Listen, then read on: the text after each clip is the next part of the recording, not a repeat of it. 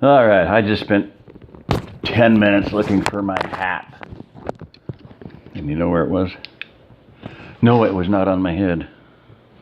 But it was right in front of me. I can't see it. It's camouflage. Jeez. Of course, lights would have helped. So, lights, camera, action. I got tired of the gloomy look of couldn't even see myself. So I figured if I can't see myself, you probably can't either. All right. Chop, chop, chop. Let's get going here. Did I mark it? I thought I did. Yes, I did. Okay. I made a playlist today because I met a neighbor and I had my Revolutionary War Veterans Association shirt on, Appleseed, Project Appleseed, and he said, "Are you a veteran?" And we hear a lot of shooting around here, and I'm pretty sure it's him, and one of the first things he said was, "I've got your back."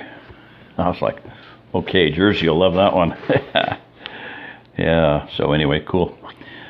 So yeah, I sent him, I put the playlist together and sent him the link to it, the first one.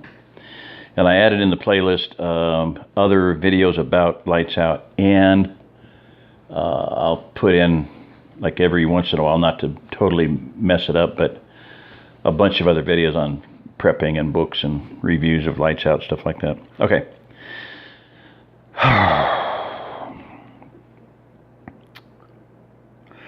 Chapter 32. The next few days were almost a blur for Mark. The weather cooled off and it was pleasant at night and not too uncomfortable during the day. The rain also helped the San Antonio Fire Department bring the fires in the city under control. Chaparro came up with a way to catch the water off of the roof for each house. It consisted of building a plywood box, lining it with plastic, then running PVC pipe from the gutters to the box. The boxes would measure 4 by 4 by 8, and would hold up to 960 gallons. Mark had never stopped to figure out that 1 inch of rain over a 2,000 square foot roof would yield 1,250 gallons of water. Now they only needed to find a source of plywood. Chaparro was running pipe to everyone so everyone could fill their bathtubs up. Then when they got their plywood water tank, the overflow would go into it. Fortunately, Chaparro had plenty of pipe. Rodney got the warning horn, as they were now calling it, hooked up. Gunny had worked out different signals with the horn to call reinforcements to where they were needed. The FRS radios were working great for the roving teams. The gardens were coming along a little easier since the rain had softened the ground a little. The first part of the Turner garden was tilled on Monday morning, and by that afternoon, Jess had it completely planted. Almost everyone had signed their kids up for schooling, and that meant programs had to be designed for almost 120 kids from ages 5 to 18. That was more than the education committee had planned, but they assured everyone they'd come up with some kind of plan. Jim had finished filling the 7 55-gallon barrels with gasoline. He reported that there was still about 250 to 300 gallons in the cars that wouldn't run, but he had no place else to store it. Mark taught his first classes for guards on Tuesday, 1 in the morning and 1 in the afternoon, focusing on basic self-defense. He was pleased with the way they were absorbing the training. He was also enjoying the classes he was taking from Gunny and Jim. With the weather cooling off, everyone seemed to be in a better mood. Even John had simmered down and had signed back up to be a guard. Perhaps the little talk with his wife had worked. Gunny had wisely assigned him to Charlie's crew, as John hadn't had any run-ins with him. Charlie reported that he was doing a good job, even though he seemed a little under-motivated. The news had little to report except the fires and the fire department putting out all of the hot spots before they released people to go check on their homes. The refugee traffic had slowed considerably since most people had already left town or checked into one of the 2 huge shelters. Nothing more was said about martial law or the government bringing in the National Guard. Mark noticed a subtle change in the news. Before the fires in town, there was little, if any, local news. Now it seemed there was no national news as well. It was as if the news was being whitewashed. Even the president, in his Tuesday night speech, basically said nothing. And it made Mark wonder what was going on. After the Tuesday night meeting, Jess surprised Mark with some news of her own. It seemed that she and Lisa had volunteered for guard duty and training. Gunny had assigned them both to beta shift since they'd be teaching school in the morning. Mark was mad at first. He tried to talk her out of it, but she wouldn't budge. He finally agreed, hoping she would change her mind once she started pulling duty and saw what was involved. The talent scouts, as the members of the new committee had come to be called, had interviewed a few people, but none they were willing to present to the group.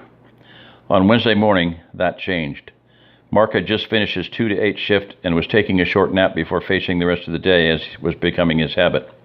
Sam came in and woke him up. Dad, wake up, she said as she shook his shoulder. What is it? Mark said as he looked at his watch. Lisa needs you at the gate. She says she has someone the talent scouts need to talk to. When Mark got to the gate, everyone else was there except for Doc Vasquez. He looked over his shoulder and saw the good doctor just a few yards behind him. Lisa was talking to a couple Mark estimated to be in their early 50s. The man was tall, thin, and mostly bald. The woman was average height and weight and had long dark hair. When the whole committee was present, Lisa made the introductions. The couple's names were Stephen and Jackie Hawkins. Jackie was a kindergarten teacher for one of the larger school districts in San Antonio. Stephen was a junior high school band director for the same district. Upon further questioning, they found out Stephen could not only play most band instruments, but also was an accomplished guitar player and wasn't bad on the piano. He'd also been the music director of his church for the last 15 years. The couple did not have any children, and their only living relative was Jackie's brother, who lived in Florida. They were hoping to find a place to live out of town. They only had a little food, Stephen's guitar, and some blankets and clothing with them. Mark and the others were very interested in the story of how they came to Silver Hills. They lived in a small neighborhood not too far from the airport. One of the planes that had crashed on the day of the burst had burned most of the area around the small subdivision. Since everything was already burned, it created a fire break around them. However, when city officials asked everyone to evacuate to the shelters, the Hawkins obeyed like law-abiding citizens do. But after a couple days, people wanted to go home. Stephen told the talent scouts. Everyone was told that the fire department was still making sure the fires would not reignite. They were told to come by the admission office at the shelter, where the staff had a list by block where the houses weren't burned. Everyone I talked to said they were told that their block was a total loss, the band director said. When I asked them about my house, I was told the same thing, but I didn't believe it. I never saw any smoke from the direction of our house, and unless someone started a fire in our neighborhood, I don't think the fire could have reached it. On Monday night, some people were starting to get pretty upset about not being allowed to leave.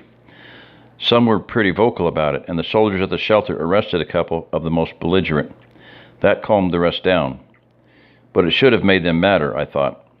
The ones taken into custody weren't being violent. They just didn't go back to their spot when the soldiers told them to.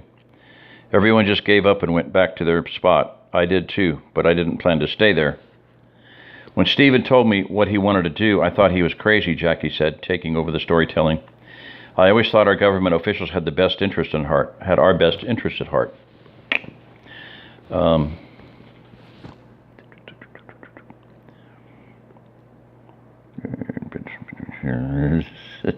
I knew that sometimes they were a little misguided, but they meant well, right? Well, when Stephen told me they had arrested people for just saying that they wanted out of the shelter, I began to think that maybe they weren't interested in what was best for us, but what was best for them. How so? Mark asked. Stephen answered, We wondered why they'd want to keep us in the shelter. We snuck out through a drainage ditch that goes under the fence. It was easier than I thought it would be. We walked to our house, and it wasn't even scratched. That's when we figured it was easier for them to have everyone in a few places.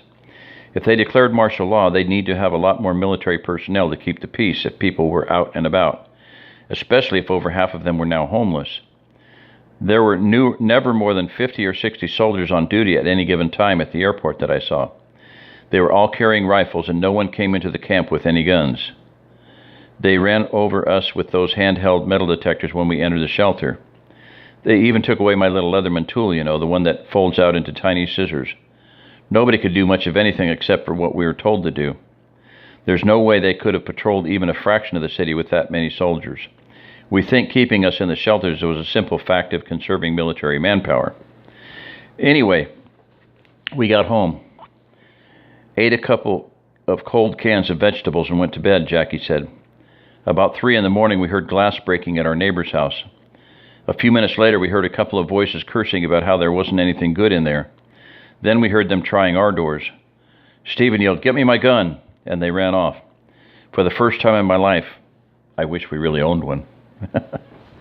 Yeah.